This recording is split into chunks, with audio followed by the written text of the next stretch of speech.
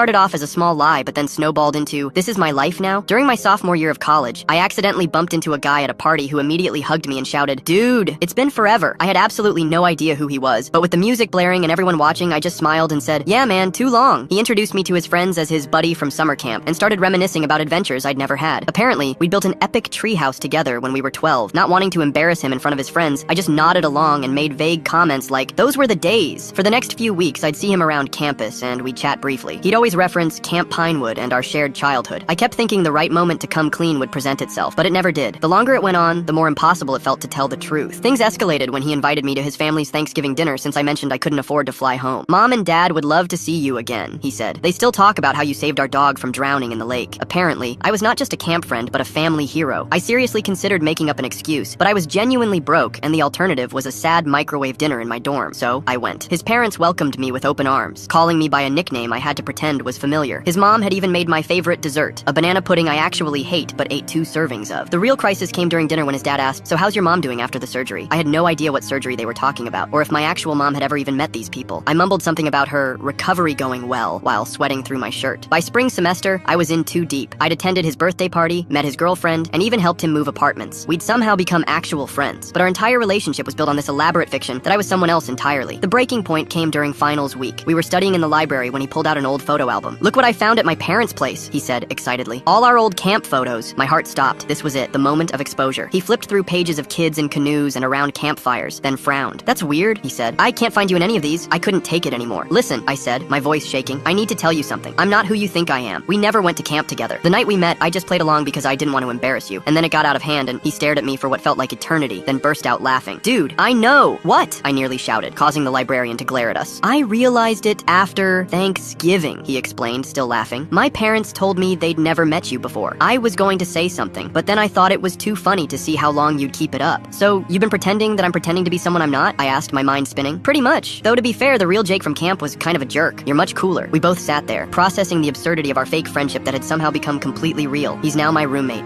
I told my parents I won't change my name because of their regret. They named me Phoenix after their first daughter died in the hospital. She lived 3 hours and 47 minutes before her lungs gave out. I lived. That's what makes this so complicated. Growing up in the shadow of a dead sister is like learning to breathe underwater. Everything feels muffled and wrong. I found her tiny clothes still folded in my closet when I was 7, pressed between tissue paper like flower petals in a Bible, newborn-sized onesies with tags still attached. Mom would stand in my doorway some mornings, staring at old NICU photos with hollow eyes and whisper my name like a prayer to the wrong God. Phoenix this, Phoenix that. But it never felt like she was talking to me. It felt like she was talking through me to someone who wasn't there. Dad wasn't much better. He'd flinch every time he had to say my name, like the syllables physically hurt. His voice would crack on my birthday when he'd force himself to sing, and Mom would disappear into the bathroom afterward with red-rimmed eyes. I learned early that my existence was somehow both precious and painful to them. The silence in our house was deafening. We moved around each other like ghosts, careful not to disturb whatever delicate balance kept us functioning as a family. I started keeping my laughter quiet, my footsteps soft. Whenever I forgot and spoke too loudly, Mom would get that look on her face, like I'd broken something sacred. I discovered the truth buried in Mom's journal when I was 16. Phoenix was supposed to be our miracle baby, but she died, and we got stuck with her replacement instead. How do we love someone who exists because our real daughter doesn't? Some days I look at her and see Phoenix. Other days I see the stranger who took her place. Reading those words felt like swallowing glass. Everything suddenly made sense with brutal clarity. I was living proof that their perfect Phoenix was gone forever. A daily reminder that their real daughter had failed where I succeeded. I legally changed my name to Morgan the day I turned 18. No more carrying a dead girl's identity like an ill-fitting coat. The courthouse clerk smiled when she handed me the papers, congratulating me on my fresh start. Mom found the paperwork 2 weeks later and collapsed on the kitchen floor like I'd shot her. You're unaliving her again, she sobbed. You're murdering our Phoenix. Dad stood behind her with empty eyes that looked right through me. Phoenix was all we had left of her. When my college acceptance letter arrived, addressed to Morgan Williams, Dad's text was brutal. Change it back or you're on your own. Phoenix deserves better than being abandoned twice. I drove to their house that night. I found them in the backyard, feeding my childhood photos to a metal trash can filled with flames. Baby pictures, school portraits, Christmas mornings, all turning to ash. If you won't be Phoenix, then you're nothing to us, Mom said without looking up. I was never your daughter, I said quietly, watching my face curl and blacken in the flames. I was her stand-in. Dad looked up from the fire, ash smeared across his cheeks like war paint. Phoenix would have been everything you're not. Grateful, loving, worth the prayers we wasted begging God to save her. Something cold and final settled in my chest. You want to know who Phoenix really was? She was the one who died because she was too weak to survive. I'm the one who fought to live every day for 18 years. Mom lunged at me then, screaming screaming words I couldn't understand. I caught her wrists, held her burning gaze, and felt the last threads connecting us snap. You spent 18 years mourning the wrong daughter. This morning, 3 weeks later, Dad texted me one final time. We found Phoenix's medical records. The machines were turned off because she was brain dead from birth complications. You were always the one who made it. I stared at those words for an hour in my dorm room surrounded by boxes labeled Morgan. Then I typed back, I'm still Morgan. I'm still the survivor. And I buried Phoenix the day I realized she was your favorite ghost. They haven't responded. I don't expect them to.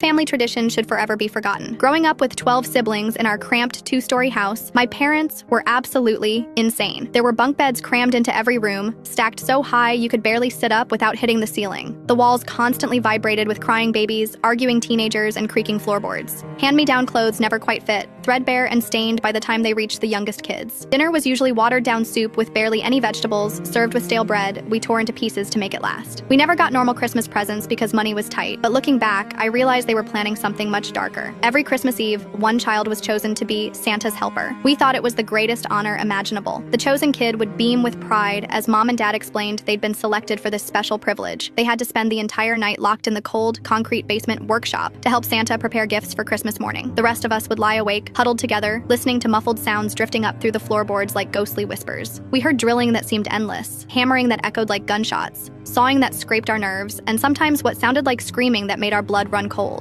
But Mom always brushed off our concerns, saying it was just hard work and Christmas magic being made down there. My twin sister Sylvia was always the obvious favorite among all of us kids. She was naturally sweet and gentle, with curly blonde hair that caught the light like an angel's. She was incredibly artistic, always drawing pictures of flowers and rainbows on scraps of paper, and never questioned anything our parents told us. She had this innocent way of accepting everything at face value, never doubting their explanations. Last Christmas Eve, when we were both 8 years old, she was chosen to be Santa's helper. The rest of us were genuinely jealous. Sylvia practically glowed with happiness as Dad led her down the creaking wooden stairs. I remember lying in the top bunk that night, staring at the water-stained ceiling and counting brown spots. My younger brother Jake was tossing and turning below, and I could hear other kids whispering nervously in the darkness. The sounds from below got really bad around midnight. Sylvia's screaming was completely different from previous years when other siblings had been chosen. It was more desperate, more raw, more terrified, like an animal caught in a trap. When I tried to sneak downstairs to check on her, Dad was waiting at the basement door like a guard. His eyes looked wild and unfocused, and he blocked my path, firmly saying Santa needed complete focus for his important work. Christmas morning came gray and cold, but there were no presents under our pathetic little tree. Dad nervously explained that Santa was running behind schedule, and we would get our gifts later. His voice cracked, and he kept wringing his hands. But Sylvia never came upstairs for breakfast, lunch, or dinner. When we kept asking where she was, our voices getting more panicked, Mom would start crying uncontrollably and repeat that Santa took his very best helper back to the North Pole with him. I snuck down to the basement that afternoon while everyone else was napping. The door was unlocked for the first time in hours. What I found still haunts my nightmares. Sylvia tied tightly. There were fresh drill holes in arm. A crumpled note nearby was written in Dad's unmistakable handwriting. Practice makes perfect helpers. I screamed louder than I ever had in my life. The police arrived within hours after neighbors called about the noise. Sylvia miraculously survived. All 13 of us kids were immediately separated and sent to different foster homes scattered across the state. We haven't seen each other since that terrible day. We miss you every single day, Sylvia. I hope you found a real family who loves you properly. That was 25 years ago. What's your worst airplane experience? I discovered my husband was cheating on me at 30,000 feet, and the entire plane witnessed the fallout. We were flying to Hawaii for our 10th anniversary when I noticed he kept getting texts and grinning like a teenager. "Work emergency," he said, quickly flipping his phone face down. But when he went to the bathroom, curiosity got the better of me. The messages were still open on his screen. "Can't wait until you dump her. Tomorrow we start our real life together. I love you, Sarah." My blood turned to ice. I scrolled up and found months of messages, hotel receipts, photos I definitely didn't take. Sarah was my best friend. When he came back, I was holding his phone with shaking hands. "So, Hawaii is where you're planning to break up with me." His face went completely white. "Babe, I can explain." "Explain what? That you've been dating my best friend for 8 months?" The couple next to us stopped, pretending they weren't listening. "Keep your voice down," he hissed. "People are staring? Good, let them stare." I stood up in the aisle and held up his phone. "Ladies and gentlemen, my husband just brought me on a romantic anniversary trip to dump me for my best friend." The entire section turned to look at us. "Sarah, if you're listening to this voicemail later, thanks for being such a supportive friend." "Sit down," he whispered urgently. "You're embarrassing yourself." "I'm embarrassing myself?" A flight attendant rushed over. "Is there a problem here?" "Yes," I said calmly. "My husband needs a different seat. We're getting divorced." "Ma'am, we can't change seats mid-flight." "Actually," said the woman next to us, "I'll trade with him. Nobody should have to sit next to a cheater." The man across the aisle raised his hand. "I'll move too if needed. This is better than in-flight entertainment." Within 5 minutes, the entire row had reorganized itself around my marital drama. My husband ended up squeezed in a middle seat between two large men men who kept giving him dirty looks. One of them leaned over and said loudly, 10 years and you throw it away for her best friend? That's cold, man. The other guy chimed in, my wife would have thrown me off the plane at this altitude. The flight attendant brought me free chicken nuggets and whispered, good for you, honey. But the real magic happened over the next 4 hours. A woman 2 rows back came over with tissues and watermelon juice. I've been there. It gets better. The businessman across from me offered his lawyer's card. She specializes in cheating spouse cases. Tell her Mike from United Flight 447 sent you. A college girl shared her portable charger so I could document everything. You'll want screenshots for court. Even the pilot made an announcement. What's the most embarrassing thing your kid has said in front of your extended family? My daughter is the only child in our family, but she's absolutely determined to have siblings. This Christmas, she went all out and announced to everyone that her gift from me would be a brother and a sister. She wrote it on her Christmas lists and basically told everyone she knows. We even had a big gathering with friends and family right before Christmas, and by then, she had already spilled the beans about becoming a sister. She made sure to remind everyone that it was still a secret, though. I sat down to eat and poured myself a glass of wine to the horror of all my loved ones. I drank that and poured myself another later on, to which my mother whispered to me, do you really think you should have another? Mom, this is only my second glass, with a meal, at a special occasion. Why shouldn't I? I suddenly blurted it out, and I quickly took my daughter aside to set things straight. I made it clear that I wasn't expecting a baby, let alone twins, and I couldn't understand why she spread that rumor. She insisted, saying, but Mom, you're getting bigger, and you did mention that babies make a lady's tummy grow, creating a baby bump. I explained to her that everyone's weight fluctuates a little, and we were having lots of treats around Christmas. She says she understands, and we head back in. Mummy isn't pregnant. She's just getting fat because we eat lots of chocolate and turkey with stuffing. What's the worst thing your kid's school ever did? They called Child Protective Services on me because my son brought the wrong kind of lunch to school. My 8-year-old son Marcus is a picky eater, always has been. The only sandwich he'll eat is peanut butter and jelly on white bread, crusts cut off. I pack him the same lunch every day, PB&J, apple slices, goldfish crackers, and a juice box. One Tuesday, Marcus came home upset. Mom, Mrs. Chen said my lunch isn't healthy enough. Mrs. Chen was his teacher. I figured she was just encouraging him to try new foods. What did she say exactly? She said peanut butter sandwiches every day will make me sick, and that you're not taking good care of me. That seemed a bit harsh, but teachers sometimes push kids to eat better. The next day, I packed his usual lunch but added carrot sticks, hoping that would satisfy Mrs. Chen. Marcus came home even more upset. Mrs. Chen threw away my sandwich and made me eat cafeteria food. I was still hungry because I don't like pizza. Now I was getting annoyed. Teachers shouldn't throw away kids' lunches. I sent an email to Mrs. Chen asking her to please not throw away Marcus's food, explaining that he's a picky eater and the PB&J is often the only thing he'll eat all day. Her response shocked me. Marcus needs proper nutrition. I cannot allow him to eat junk food in my classroom. Please pack appropriate meals or he can buy cafeteria lunch. Junk food? It was a peanut butter sandwich and fruit. I decided to pack him a healthier lunch to avoid conflict. Turkey sandwich, whole grain crackers, grapes, and water. Marcus barely touched it and came home hungry again. Friday morning, I packed his regular PB&J because I was tired of him not eating. That afternoon, I got a call at work. It was the school principal. Mrs. Johnson, we need you to come in for a meeting immediately. It's regarding Marcus's welfare. My heart started pounding. Is he hurt? What happened? Just please come in as soon as possible. I rushed to the school and found Marcus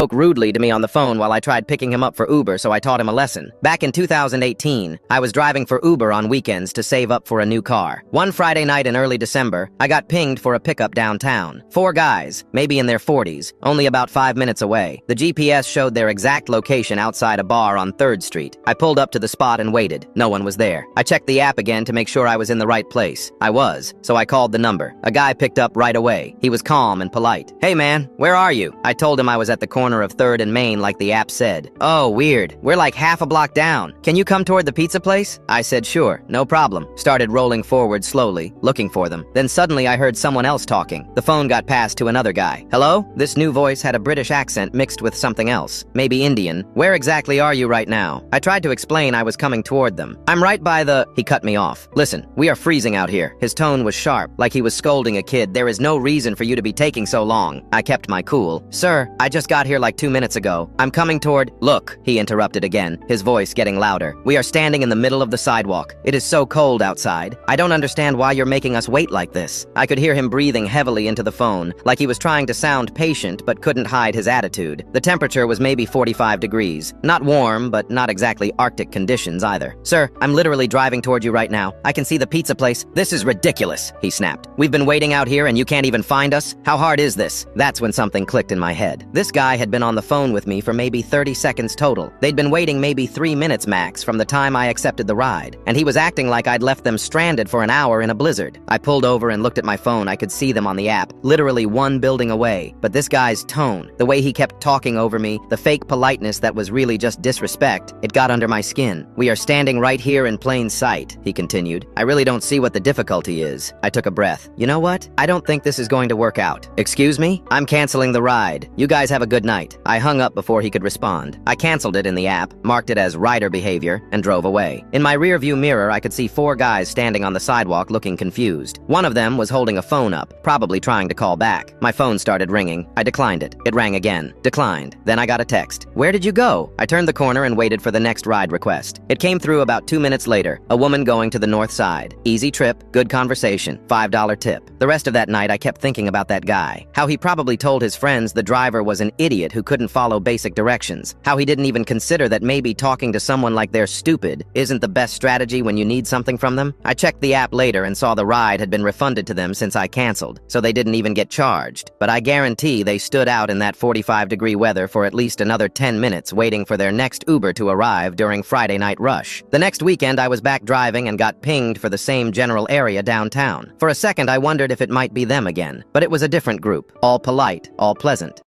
What's something you unintentionally taught your kid that ended up causing trouble later on? My daughter had a tough time in high school dealing with a group of mean girls who bullied her. They would gang up on her, physically hurt her, and humiliate her. So, during the summer break between her freshman and sophomore year, I decided to teach her how to box. Now, don't misunderstand me. I always advised her to walk away from any confrontation if possible. However, when school started again, it didn't take long before we received a phone call. They told me my daughter was all right. Then right away, off to the principal's office I went. The same 3 girls had jumped on her again in one of the bathrooms. When I got there, the first thing I saw was 2 girls sitting in the outer office wearing bloody clothes. The secretary showed me right into the principal's office, and there sat my daughter without a scratch on her. About halfway through the school year, and my phone rings again. This time, it's my wife. The school called. "My little girl's been fighting again. Her best friend is a gorgeous sweetheart of a young girl whose only physical flaw resulted from being a breech birth. It damaged her hips, and she walks with a severe limp." They were in the school cafeteria, and a couple boys were picking on my daughter's friend. Then, when I got to the school, there they sat, in the same spot, bloodied up worse than the girls before. Now, she had started beating up the boys, 2 at a time.